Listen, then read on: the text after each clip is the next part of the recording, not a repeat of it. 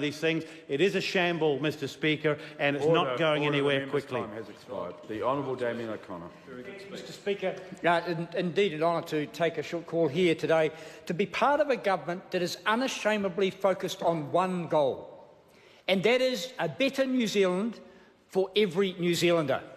And the coalition government has come together, a diverse range of views, of backgrounds, Mr Speaker, to form a government that is going to focus on that goal for the 12 years that we will be in government, Mr Speaker. We are out there listening, learning, and we're leading, Mr Speaker. And in my areas of responsibility across the primary industries, Mr Speaker, I have to say it's a great honour to shift the focus for the primary sector. Because what I am trying to do is give them honest leadership. I'm not trying to pull the wool over their eyes. I'm not trying to promise them things that can't be delivered through market forces.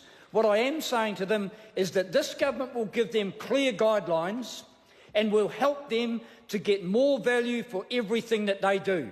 Because the previous government simply said, do more and you'll be better off, without any consideration for the environmental impacts, without any consideration for the animal welfare impacts, or indeed the workload, or the inability to attract young people in the sector. They simply said the market will deliver. That idiocy can no longer continue. We are a government that will lead for New Zealanders to deliver us a better New Zealand. Mr Speaker, and it came to a head 2 weeks ago in this House when this government decided to intervene and make legislative changes to the NAIT system. Now, NAIT, you may say, what is NAIT? Well, National Animal Identification and Tracing, N-A-I-T. It's kind of NAT with an I in it. Impotency is what the I stands for, I have to say. Mr Speaker, the system simply didn't work. And when we got delivered Mycoplasma bovis from the previous government, Mr Speaker, we had to go about trying to make some desperate improvements. And the changes in the legislation last week that the opposition jumped up and down about, filibustered on, misled the farming sector out there, saying all sorts of dastardly things would happen, Mr Speaker, wasn't really helpful. Because we'd decided to make some changes that were necessary. That is what we will do all through our term in government, Mr Speaker.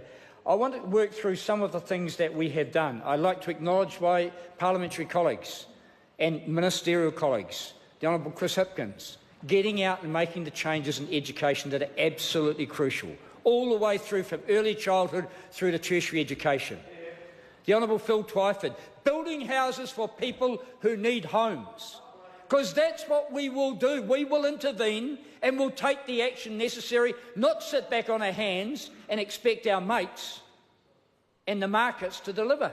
Because that's what a national government does. Mr Speaker, can I acknowledge my coalition partners, New Zealand First and the Greens, who support the initiatives, the many of them that we are making in this area. Mr Speaker, we've set up in the area of primary industry Biosecurity New Zealand as a separate business unit in MPI because it's so important. We've set up New Zealand Food Safety because food safety is so important, Mr Speaker. And forestry under Minister Jones is going to get out and start planting trees and be the industry that it always had the potential to be, but languished under the previous national government, Mr Speaker.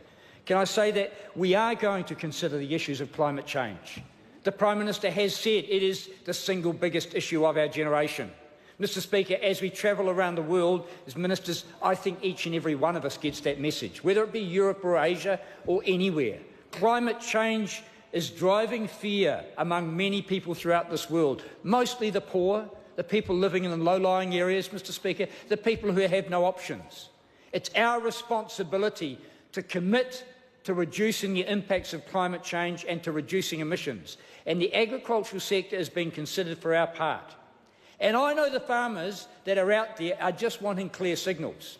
No, they don't want extra cost, but they see the value of investment for the greater good. They're prepared to commit to their communities. They're prepared to commit to the wider world and the welfare of the wider world. They just need to know what to do. And we're going to get on with that and give them a clear steer on that. We're going to give them clear steer on water quality and the tools to assist them. We launched 2 weeks ago, in fact, extension services from MPI. That is, MPI will no longer sit back on their hands and expect farmers to change. We will proactively go out there and share the information available that has been gathered from CRIs and universities, to share that with the farmers, to assist them to change their ways, to get more value for everything that they do, not just do more. The Honourable Nikki Kane. I'm pleased to speak in this general debate. And I